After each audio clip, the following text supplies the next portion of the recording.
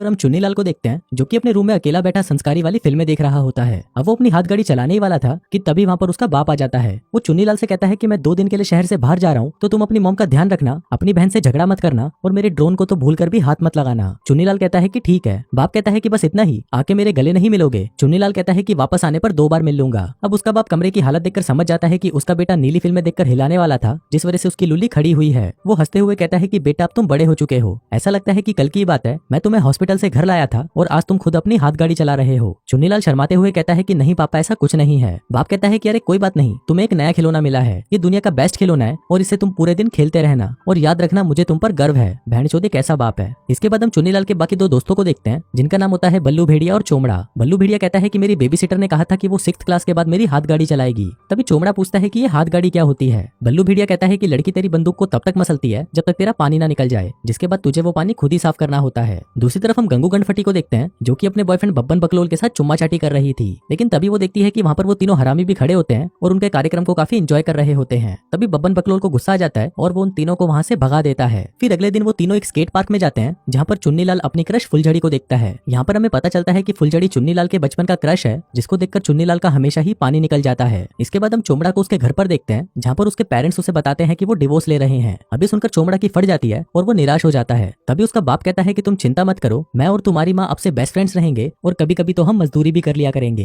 अब ये सब जानकर चोमड़ा को बहुत ही बुरा लग रहा था क्योंकि उसका हंसता खेलता परिवार उसके सामने ही उजड़ने वाला था। फिर अगले दिन जब वो तीनों स्कूल में लंच कर रहे होते हैं तभी चुन्नीलाल वहाँ पर गोटमारे को देखता है जो कि स्कूल का सबसे कूल लड़का होता है। बल्लू भेड़िया बताता है कि गोटमारे इतना कूल है कि उसने बनछोड़ दास को पीट डाला और उसकी बहन के साथ मजदूरी करी। चुन्नीलाल पूछता है कि क्या उसने अपनी ही बहन के साथ गचागच किया। बल्लू भेड़िया कहता है कि नहीं बे तरीके, उसने तो बनछोड़ दास की बहन को पेला। तभी गोटमारे चुन्नीलाल को इशारा करता है और उसे अपने पास बुलाता है। वो कहता है कि सुना है कि तेरी लुल्ली 2 सेकंड में ही खड़ी हो जाती है। चुन्नीलाल कहता है कि हाँ, मैं ऐसी छोटी छोटी गुफाओं में बड़ी बड़ी लुल्ली घुसाता रहता हूँ। गोटमारे उससे इंप्रेस हो जाता है और कहता है कि मैंने कल रात को घर पर एक पार्टी रखी है और यहाँ पर बैठे हुए सभी आ रहे हैं, क्या तू भी आना चाहेगा। तभी चुन्नीलाल वहाँ पर फुलझड़ी को देखता है और वो भी इस पार्टी में आ रही थी। नुन्नीलाल कहता है कि ठीक है, पर मैं अपने दोस्तों को भी अपने साथ लेकर आऊंगा। फिर गोटमारे उसे बताता है कि वहाँ पर एक किसिंग पार्टी भी होगी। अब ये सुनकर चुन्नीलाल की फट जाती है क्योंकि उसने आज तक किसी को भी किस नहीं किया था। फिर वो अपने दोस्तों के पास आता है और उनको कहता है कि गोटमारे ने कल रात को हमें पार्टी में बुलाया है। अभी सुनकर वो दोनों खुश हो जाते हैं, लेकिन तभी चुन्नीलाल कहता है कि वहाँ पर एक किसिंग पार्टी भी होगी। वो पूछता है कि क्या तुम लोगों को किस करना आता है, जिस पर वो दोनों कहते हैं कि नहीं, हमें नहीं पता कि किसिंग कैसे होती है। फिर स्कूल से घर आने के बाद वो तीनों इंटरनेट पर ढूंढने लगते हैं कि किस कैसे करना है, लेकिन वो किस की जगह बब्बे टाइप कर देते हैं, जिससे वहाँ पर एक ब्रेस्ट कैंसर का आर्टिकल खुल जाता है। तभी बल्लू भेड़िया के दिमाग में एक आइडिया आता है और वो इंटरनेट पर सर्च करता है मजदूरी की फिल्में। तभी उन्हें एक वीडियो मिलती है और वो सभी उसे देखने लगते हैं, लेकिन फिर जैसे ही उसके अंदर मजदूरी होना शुरू होती है वो तीनों घबरा जाते हैं और उसे बंद कर देते हैं। चुन्नीलाल कहता है कि उन्होंने किस तो किया ही नहीं, बस वो लड़की तो सिर्फ उसके औजार को चूस रही थी।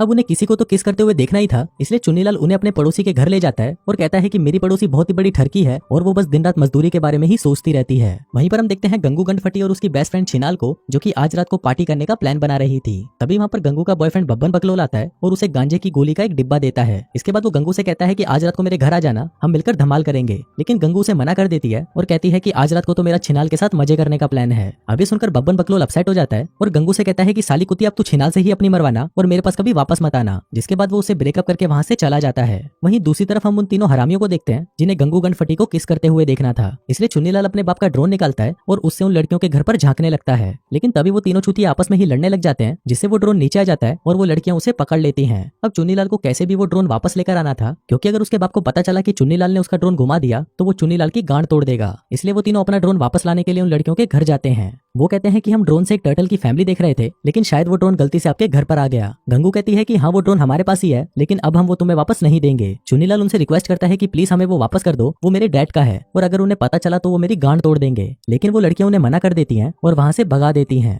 लेकिन तभी हम देखते हैं कि बल्लू भेड़िया उनके बैग को चुरा लाता है, जिनके अंदर उनके सामान के साथ साथ उनके गांजे की गोलियों की डिब्बी भी थी। अब उन तीनों को लगता है कि शायद वो विटामिन की गोलियां हैं, इसलिए वो उस डिब्बी को खोलने की कोशिश करते हैं, लेकिन नहीं खोल पाते। तभी गंगू के फोन पर उसका फोन आता है और वो उन्हें कहती है कि मुझे मेरा बैग अभी वापस चाहिए, नहीं तो मैं तुम तीनों की गांड फाड़ दूंगी। लेकिन तभी चुन्नीलाल कहता है कि मैं लीडर चुन्नीलाल बोल रहा हूँ और अगर तुम लोगों को तुम्हारा बैग वापस चाहिए तो हमारा ड्रोन लेकर कल सुबह पार्क में आ जाना, और एक बात याद रखना, हमारी गांड में कभी उंगली मत करना। फिर अगले दिन वो दोनों लड़कियां ड्रोन लेकर वहां पर पहुंच जाती हैं और कहती हैं कि हमें हमारा बैग वापस दो और अपना ड्रोन ले लो, नहीं तो तुम बहुत पिटोगे। बल्लू भेड़िया कहता है कि बड़ी की चुप कर, लेकिन तभी छिनाल चिल्लाते हुए कहती है कि हमें तो बस वो गांजे की गोलियां चाहिए। चुन्नीलाल पूछता है कि ये गांजे की गोलियां क्या होती हैं, जिस पर बल्लू भेड़िया कहता है कि वो मजदूरी करने वाली गोलियां हैं। तभी चोमड़ा कहता है कि तुमने हमसे मजदूरी वाली गोलियां मंगवाई, तुमको पता नहीं है कि हम बच्चे हैं। जिसके बाद वो तीनों आपस में डिस्कस करने लगते हैं और बल्लू भेड़िया कहता है कि अगर इन इन छिनालों को अपनी जिंदगी बर्बाद करनी है तो करने दो, हमें तो बस वो ड्रोन से मतलब है, इसलिए हम उन्हें गोलियां देकर वो ड्रोन वापस ले लेते हैं। लेकिन तभी चुन्नीलाल के पिछवाड़े में चुल सी मचती है और वो कहता है कि मेरे पास एक आइडिया है जिससे ड्रोन भी मिल जाएगा और हमें उन्हें वो गोलियां भी वापस नहीं देनी होंगी।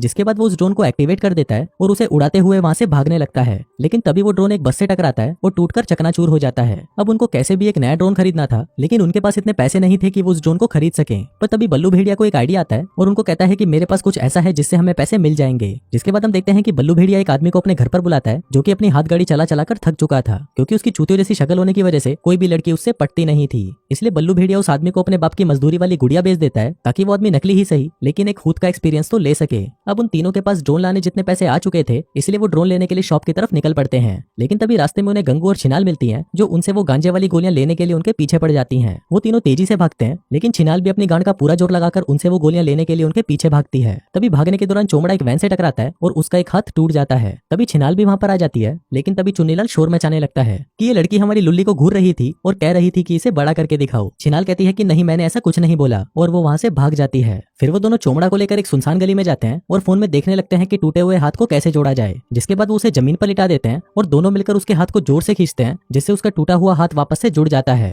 इसके बाद वो चोमड़ा को दर्द की दवाई दिलाने के लिए एक स्टोर में जाते हैं, लेकिन तभी वहां पर एक पुलिस ऑफिसर आ जाता है। अब उस पुलिस वाले को देखकर उन दोनों की फटने लगती है और फिर चोमड़ा चुन्नीलाल से कहता है कि हमारे पास तो मजदूरी की गोलियां हैं और अगर इस पुलिस वाले को पता चला तो ये हमें उठाकर जेल में डाल देगा। अब क्योंकि चोमड़ा की ज्यादा ही फटने लगी थी, इसलिए वो पुलिस वाले को बता देता है कि हमारे पास मजदूरी की गोलियां हैं। लेकिन पुलिस वाले को लगता है कि ये सिर्फ विटामिन की गोलियां हैं और ये बच्चे शायद मुझे चूतिया बना रहे हैं, इसलिए वो उनको वहां से भगा देता है और उन गोलियों को अपने पास रख लेता है। इसके बाद वो तीनों मॉल पहुंचते हैं और भागते हुए उस शॉप पर जाते हैं जहां से उनको वो ड्रोन खरीदना था। लेकिन वहां पहुंचते ही उन्हें पता चलता है कि वो ड्रोन तो खत्म हो गया और जो बचा हुआ आखिरी पीस था उसे दो लड़कियां खरीद कर अपने साथ ले गई। अब वो तीनों समझ जाते हैं कि वो ड्रोन उन दोनों लड़कियों ने ही लिया होगा, इसलिए वो उनसे वो ड्रोन लेने के लिए उसके पास जाते हैं। अब क्योंकि उन तीनों ने वो मजदूरी वाली गोलियां उन पुलिस वालों को दे दी थी, इसलिए वो लड़कियों ने कहती है कि अब तुम्हें वो गोलियां हमारे लिए खरीद कर लानी होगी, जो कि अब बब्बन बकलोल के पास है। अब चुन्नीलाल ये करने के लिए मान जाता है, लेकिन बाकी के दो उसे ऐसा करने से मना कर देते हैं। लेकिन चुन्नीलाल उन्हें जैसे तैसे करके मना लेता है और फिर अगले दिन वो तीनों वो गोलियां लेने के लिए बब्बन बकलोल के घर जाते हैं। वो अंदर जाते हैं और कहते हैं कि हमें बब्बन से मिलना है। फिर कुछ देर बाद बब्बन बकलोल वहां पर आता है, लेकिन जब उसे पता चलता है कि उन्हें यहाँ पर गंगू ने भेजा है तो बब्बन उन्हें गोलियां देने से मना कर देता है और कहता है कि जाओ और उस गंडमरी से बोल दो कि अगर उसे वो गोलियां चाहिए तो उसे यहाँ पर आकर पहले मेरा मुंह में लेना होगा।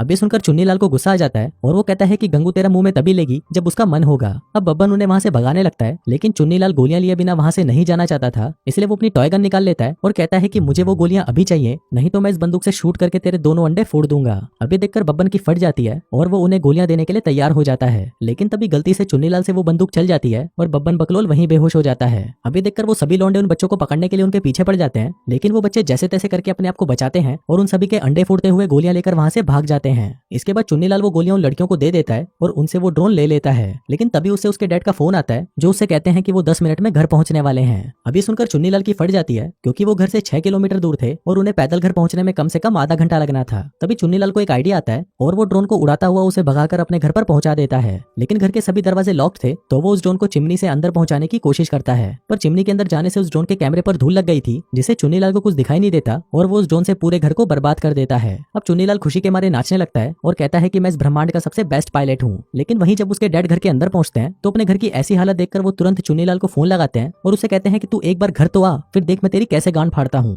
अब इससे चुन्नीलाल नाराज हो जाता है और वो गुस्से में बल्लू भेड़िया और चोमड़ा से लड़ाई कर बैठता है। बल्लू भेड़िया कहता है कि तू उस फुलझड़ी के लिए हमसे झगड़ा कर रहा है, वो साली तो एक नंबर की छिनाल है जो सबका मुंह में लेती है। अभी सुनकर चुन्नीलाल गुस्सा हो जाता है और कहता है कि वो कोई छिनाल नहीं बल्कि मेरा सच्चा प्यार है। जिसके बाद वो बल्लू भेड़िया को मारने लगता है। इसके बाद हम देखते हैं कि उन तीनों के बीच में दोस्ती खत्म हो जाती है और वो रोते रोते अपने घर चले जाते हैं। फिर घर पहुंचते ही चुन्नीलाल का बाप उस पर बरस पड़ता है और कहता है कि अब से 1 महीने के लिए तेरा घर से बाहर जाना बंद, दोस्तों से मिलना बंद, मजदूरी की फिल्में देखना बंद और अब से तुम मुझे अपना बाप भी मत कहना। वहीं चोमड़ा भी घर जाकर अपने पेरेंट्स को सारा सच बता देता है कि उसने ड्रोन के लिए मजदूरी वाली गोलियां खरीदी और उसका हाथ टूट भी गया था। लेकिन उसके पेरेंट्स उस पर विश्वास नहीं करते और कहते हैं कि लंबी लंबी फेंकना बंद करो। फिर उसी रात हम चुन्नीलाल को देखते हैं जो कि उदास बैठा हुआ था, क्योंकि आज रात को उसे पार्टी में जाना था लेकिन वो नहीं जा पाएगा। पर तभी वहां पर चोमड़ा आता है और उसे कहता है कि जो भी हुआ उसे भूल जाओ, हम तीनों बेस्ट फ्रेंड्स हैं और हमेशा साथ रहेंगे। जिसके बाद वो दोनों चुपके से वहां से बाहर निकलकर पार्टी में जाने लगते हैं। फिर रास्ते में उन्हें बल्लू भेड़िया मिलता है, जिससे चुन्नीलाल अभी भी नाराज था, लेकिन चोमड़ा जैसे तैसे करके उन दोनों में फिर से दोस्ती करा देता है। जिसके बाद वो तीनों उस पार्टी में आ जाते हैं। लेकिन पार्टी में पहुंचकर वो तीनों देखते हैं कि यहाँ पर तो हवस का नंगा नाच चल रहा है। तभी वहाँ पर फुलझड़ी की बेस्ट फ्रेंड छिपकली आती है और चुन्नीलाल को फुलझड़ी से मिलाती है। अब फुलझड़ी को भी चुन्नीलाल पसंद आ जाता है और उन दोनों के बीच में काफी अच्छी दोस्ती हो जाती है। इसके बाद किसिंग गेम शुरू होता है, लेकिन उन तीनों को आपस में किस करते हुए देखकर चोमड़ा को अजीब फील होने लगता है, इसलिए वो ऊपर जाकर वीडियो गेम्स खेलने लगता है। फिर गेम वापस शुरू होता है और बॉटल स्पिन की जाती है, लेकिन इस बार वो बॉटल बल्लू भेड़िया और फुलझड़ी पर रुकती है, जिसका मतलब कि अब बल्लू भेड़िया को फुलझड़ी को किस करना था। लेकिन फुलझड़ी तो उसकी भाभी लगती थी, इसलिए वो उसे किस करने से मना कर देता है और वहां से जाने लगता है। अब ये देखकर सभी उसे फट्टू फट्टू बुलाने लगते हैं, लेकिन तभी चुन्नीलाल उसके पास आता है और उसे कहता है कि तू फट्टू नहीं है और तू इन चूतियों की बातों पर ध्यान मत दे। तभी बल्लू भेड़िया कहता है कि तू भी इन चूतियों के गेम को छोड़ दे और सीधा जाकर अपने होने वाली आइटम को किस कर। जिसके बाद चुन्नीलाल फुलझड़ी के पास जाता है और उससे पूछता है कि क्या मैं तुम्हें किस कर सकता हूँ। फुलझड़ी कहती है कि हाँ जल्दी करो। जिसके बाद वो दोनों एक दूसरे को चूसने लगते हैं और यहीं से ही उन दोनों की लव स्टोरी की शुरुआत हो जाती है। फिर फिल्म के लास्ट सीन में हम देखते हैं कि बल्लू भेड़िया को गाना गाना बहुत पसंद था, इसलिए वो एक सिंगर बन जाता है। वहीं चोमड़ा को लोगों की हेल्प करना पसंद था, तो वो अपने स्कूल के ग्रुप को ज्वाइन कर लेता है, जो कि उन बच्चों की हेल्प करते हैं जिन्हें स्कूल में परेशान किया जाता है। वहीं पर हम चुन्नीलाल को देखते हैं, जिसका कुछ ही दिनों में फुलझड़ी के साथ ब्रेकअप हो जाता है। जिसके बाद वो छिपकली को अपनी गर्लफ्रेंड बना लेता है, लेकिन कुछ ही दिनों बाद छिपकली भी उसे छोड़ देती है और एक लड़की के साथ अपनी गुफा से गुफा रगड़ने के लिए चली जाती है, जिसको देखकर चुन्नीलाल बहुत रोता है। लेकिन फिर आखिर में उसे एक और लड़की मिलती है जो उसे कभी छोड़कर नहीं जाती। वहीं ये तीनों हरामी दोस्त हमेशा साथ रहते हैं और आगे चलकर और भी ज्यादा बकचोदी करते हैं। और इसी के साथ ही ये कहानी यहीं खत्म हो जाती है।